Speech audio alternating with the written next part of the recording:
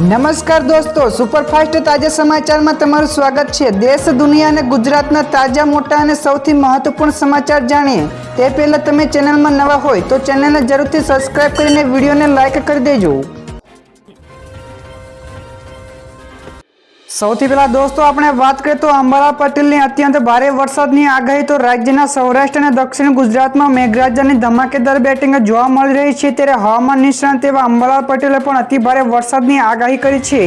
તેઓએ જણાવ્યું છે કે બંગાળના ઉપસાગરમાં થયેલી સિસ્ટમ ગુજરાતમાં ભારે વરસાદ લાવશે, તો આ સિવાય દક્ષિણ ગુજરાતના ભાગોમાં પણ ભારેથી અતિ ભારે વરસાદની પણ આગાહી કરવામાં આવી છે। તો જૂનાગઢ, પશ્ચિમ સૌરાષ્ટ્રના ભાગોમાં પણ 7 થી લઈને 10 ઇંચ કરતાં વધારે વરસાદ નોંધાય તેવી પણ શક્યતા દર્શાવી છે।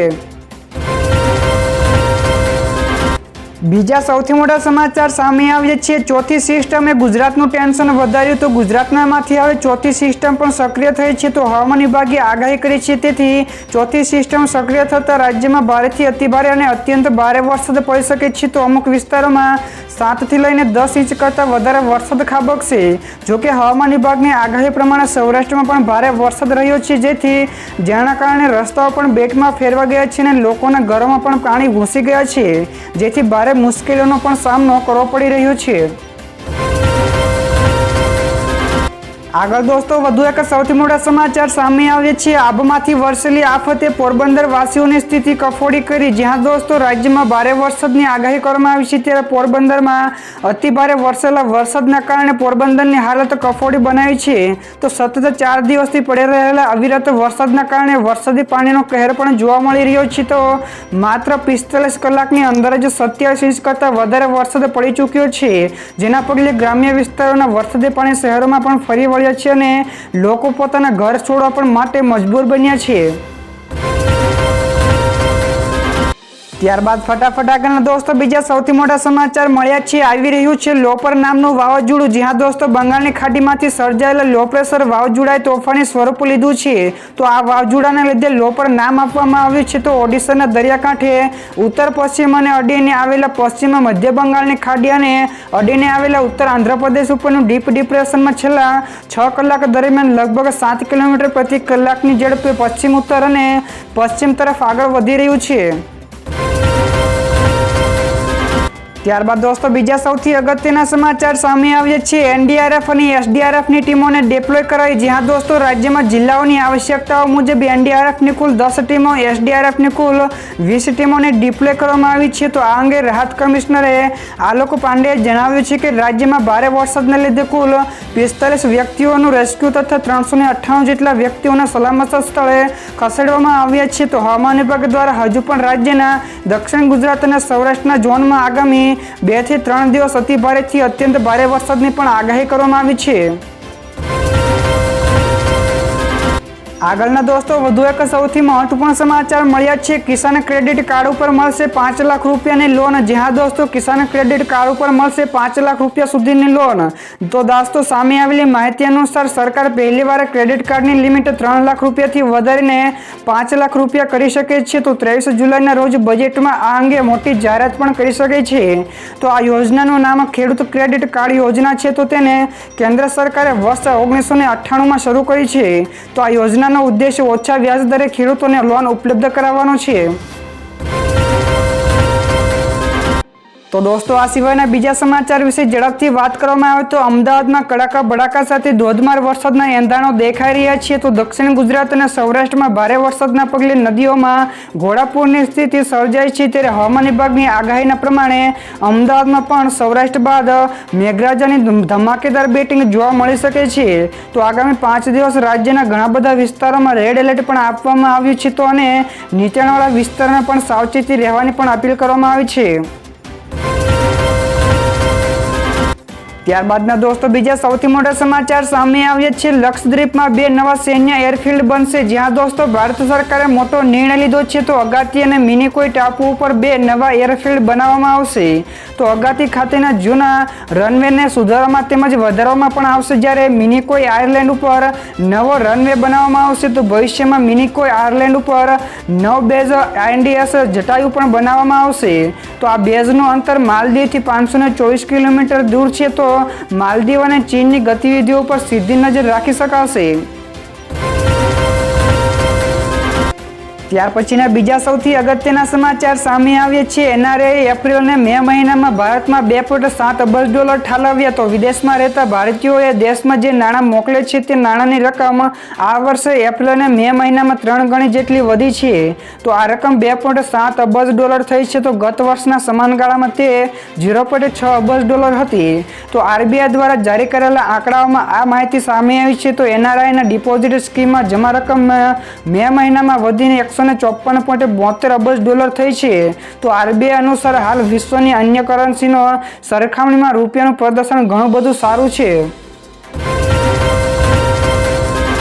ત્યાર પછી દોસ્તો બીજા સૌથી મહત્વપૂર્ણ સમાચાર સામે આવ્યા છે. માઇક્રોસોફ્ટનું સર્વર ઠપ થતા અમદાવાદ એરપોર્ટની સેવા ખોરવાઈ. જ્યાં દોસ્તો માઇક્રોસોફ્ટમાં ટેકનિકલ ખામી સર્જાતા દુનિયાભરના એરપોર્ટો, બેન્કિંગ સિસ્ટમો, શેરબજાર સહિતની મહત્વપૂર્ણ સેવા કામગીરી ખોરવાઈ ગઈ છે. જેમાં અમદાવાદના એરપોર્ટ સહિત દેશભરના એરપોર્ટ ઉપર ઓનલાઈન બોર્ડિંગ અને ચેકિંગ નહીં થતા મુસાફરો પણ પરેશાન થઈ ગયા હતા.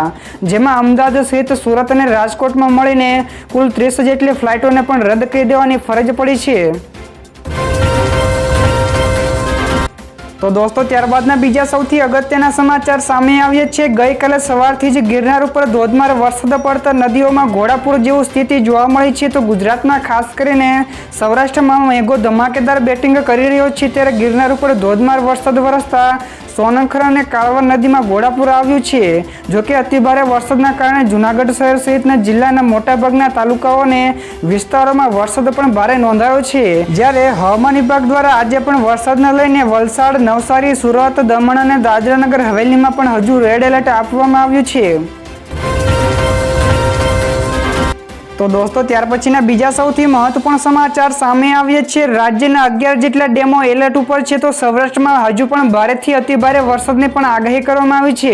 તો રાજ્યમાં હવામાન વિભાગ દ્વારા કરેલી આગાહી પ્રમાણે સૌરાષ્ટ્ર અને દક્ષિણ ગુજરાતમાં અતિભારે વરસાદ પણ ખાબક્યો છે અને હજુ પણ ભારે વરસાદ પડવાની આગાહી છે. તો ભારે વરસાદના પગલે ઠેર ઠેર જળબંબાકારની સ્થિતિ પણ સર્જાઈ છે. તો લોકોના ઘરોમાં પણ પાણી ફરી વળતા ઘરવખરી પણ પલળી ગઈ છે. તો બીજી બાજુએ રાજ્યના 11 જેટલા ડેમો હાઈ એલર્ટ ઉપર છે. ત્યારે આજે પણ સૌરાષ્ટ્ર અને દક્ષિણ ગુજરાતમાં ભારેથી અતિભારે અને અત્યંત ભારે વરસાદની આગાહી કરવામાં આવી છે. ત્યાર પછી દોસ્તો ફટાફટ આગળના બીજા સમાચારની વાત કરવામાં આવે તો ગુરુ પૂર્ણિમા ઉપર સરકારની શિક્ષકોને મોટી ભેટ. તો ગુરુ પૂર્ણિમાના દિવસે સરકારે શિક્ષકોને મોટી ભેટ આપી છે. જેમાં સરકારે બદલીના નિયમોમાં ફેરફાર કર્યા છે. તો આ અંગે રાજ્યના શિક્ષણ મંત્રીએ પણ ખુદ આ ટ્વીટ કરીને માહિતી આપી છે. તો ગુરુ પૂર્ણિમા નિમિત્તે ગુજરાતના ગુરુજનોને રાજ્ય સરકારની મોટી ભેટ છે કે રાજ્યના સરકારી પ્રાથમિક શાળાઓના મુખ્ય શિક્ષકોની બદલીના નિયમોના જાહેર કર્યા છે. તો રાજ્ય સરકારના પારદર્શિકા, પ્રતિબદ્ધ અને પ્રમાણિક પ્રયાસોનું પરિણામ ગુરુજનોએ પણ અર્પણ છે. તો દોસ્તો ત્યાર પછીના બીજા સૌથી અગત્યના સમાચાર મળ્યા છે. ભારતીય હવામાન વિભાગ એટલે કે IMDએ પણ આગાહી કરતા જણાવ્યું છે કે દેશના ઘણા રાજ્યોમાં ભારે વરસાદનું એલર્ટ અપાયું છે. તો આખા દેશમાં મોટાભાગના વિસ્તારોમાં ચોમાસું જોરદાર જામ્યું છે. ત્યારે ઉત્તર પ્રદેશ, ઉત્તરાખંડ, મધ્યપ્રદેશ, છત્તીસગઢ, મહારાષ્ટ્ર, રાજસ્થાન, ગુજરાત, કોસ્ટલ કર્ણાટક, ઉત્તર કેરળ, બિહાર, ઝારખંડ અને અંદમાન નિકોબારમાં ભારે વરસાદની આગાહી સાથે એલર્ટ પણ આપવામાં આવ્યું છે. તો ભારે વરસાદના કારણે નાગપુરની તમામ શાળાઓ કોલેજોને બંધ કરી દેવામાં આવી છે. તો દોસ્તો ત્યાર પછી બીજા ખૂબ જ મહત્વપૂર્ણ સમાચાર સામે આવ્યા છે. તો બજેટમાં થઈ શકે છે આ 7 મોટી જાહેરાતો. તો તેને વારાફરતી જોવામાં આવે તો ટેક્સ સ્લેબમાં ફેરફાર થશે, આવકવેરા કાયદાની કલમ 80C હેઠળ કપાત મર્યાદામાં વધારો થશે. તો આ સિવાય પ્રમાણભૂત કપાત વાર્ષિક ₹1 લાખ સુધી વધી શકે છે. તો આ સિવાય નવી ટેક્સ સિસ્ટમમાં પણ ફેરફારો થઈ શકે છે. તો જૂની ટેક્સ સિસ્ટમ સંબંધિત મોટા ફેરફારો પણ અપેક્ષાઓ છે. તો આ સિવાય HRAના નિયમોમાં પણ ફેરફારો થઈ શકે છે. તો આ સિવાય કલમ 80 TTA માટેની પણ મર્યાદામાં વધારો થઈ શકે છે. ત્યારબાદ દોસ્તો ફટાફટ આગળના બીજા સૌથી મહત્વપૂર્ણ સમાચાર મળ્યા છે. પોરબંદરમાં રેકોર્ડ બ્રેક વરસાદ નોંધાયો તો લોકો ઘરો છોડવા માટે મજબૂર બન્યા છે. જ્યાં દોસ્તો પોરબંદરમાં અત્યાર સુધીમાં સૌથી વધારે વરસાદ ખાબકી ચૂક્યો છે.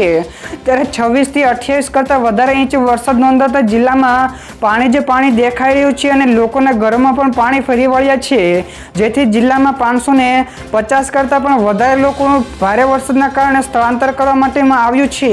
તો હાલમાં આ તમામ લોકોને પ્રાથમિક શાળાઓ સહિતના શેલ્ટર હાઉસમાં પણ રાખવામાં આવ્યા છે. તો તમામ લોકોને ભોજનની પણ વ્યવસ્થા કરવામાં આવી રહી છે.